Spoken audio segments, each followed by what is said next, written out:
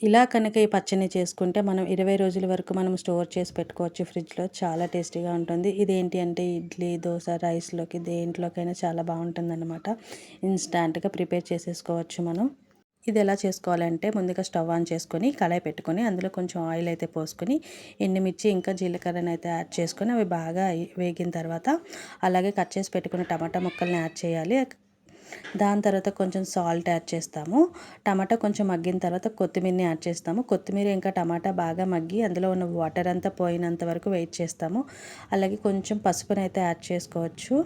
అది బాగా వాటర్ అంతా పోయి మగ్గేంత వరకు ఉంచుకొని చల్లారిన తర్వాత ఒక మిక్సీ గిన్నెలోకి అయితే తీసుకుని దాన్ని మిక్సీ చేసేస్తాము. ఒక చిన్న మనకి ఒకవేళ వేసుకోవాలనిపిస్తే ఒక చిన్న చింతపండుని అయితే వేసుకోవచ్చు, యాడ్ చేసుకోవచ్చు. యాడ్ చేసుకున్న తర్వాత మిక్సీలో బాగా మిక్సీ పట్టేసుకొని దాన్ని ఈ విధంగా పోపు పెట్టుకుంటే చాలా బాగుంటుందన్నమాట. మీరు కూడా ట్రై చేసి ఎలా ఉందో కామెంట్ సెక్షన్లో